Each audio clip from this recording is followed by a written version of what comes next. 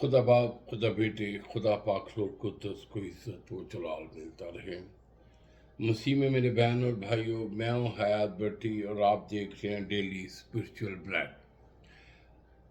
آج ہم خداوند کے زندہ پاک کلام میں سے پہلا تموتھیوس اس کا 5 باب اور اس کی 8 آیت پہ غور کریں گے۔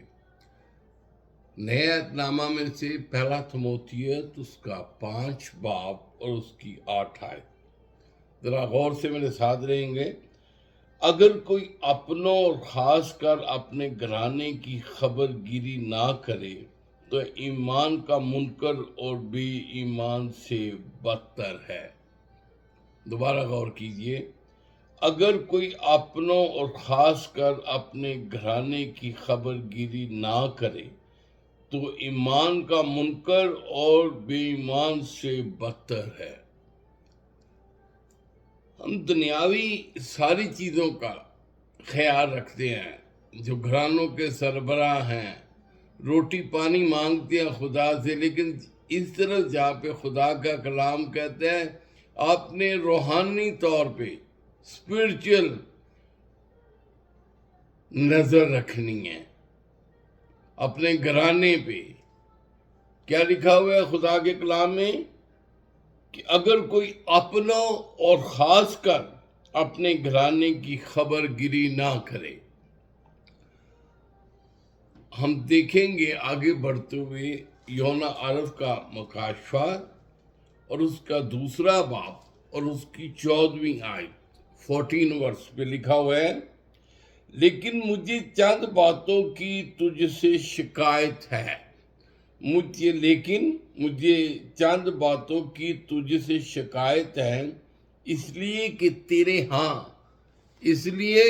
تیرے ہاں بعض لوگ بلعام کی تعلیم ماننے والے ہیں، جس نے بلق کو بنی اسرائیل کے سامنے ٹھوکر کھلانے والی چیزیں رکھنے کی تعلیم دی، یعنی یہ کہ وہ بتوں کی قربانیاں کھائیں اور حرام کاری کریں۔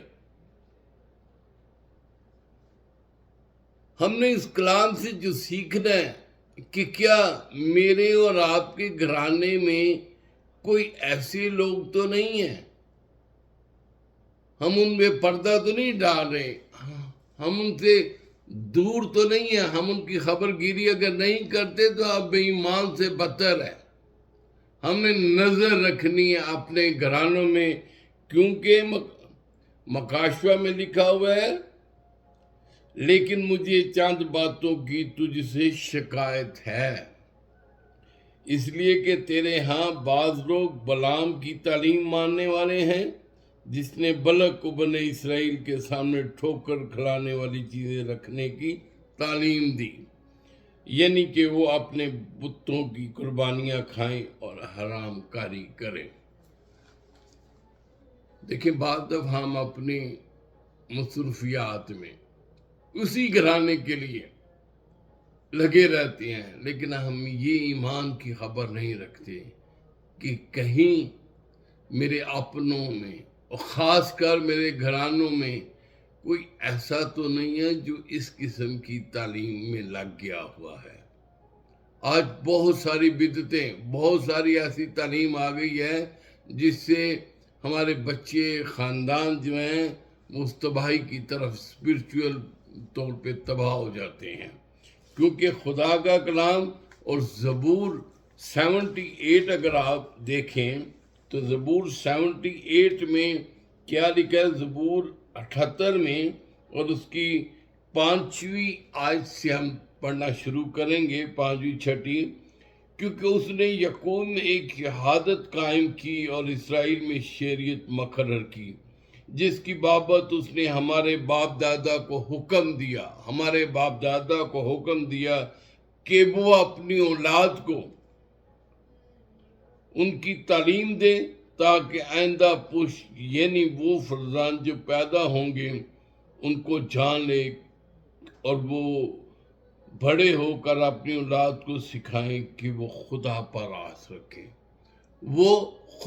آس رکھیں اور اس کے کاموں کو بھول نہ جائیں، بلکہ اس کے حکموں پر عمل کریں۔ یہ خدا کا زندہ کلام ہم پہ یہ ذمہ داری ڈالتا ہے، رسپانسبلٹی ہے، فرض ہے ہمارا۔ کیا فرض ہے؟ جن کی بابت اس نے ہمارے باپ دادا کو حکم دیا کہ وہ اپنی اولاد کو ان کی تعلیم دیں تاکہ آئندہ پشت یعنی وہ فرزند جو پیدا ہوں گے ان کو جان لیں اور وہ بڑے ہو کر اپنی اولاد کو سکھائیں کہ وہ خدا پر آس رکھیں، خدا پر آس رکھیں اور اس کے کاموں کو بھول نہ جائیں۔ آمین۔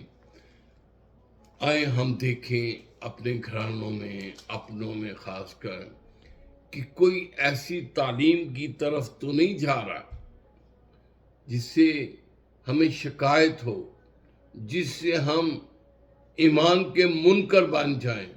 ہم نے دھیان رکھنا ہے، ہم نے خیال رکھنا ہے۔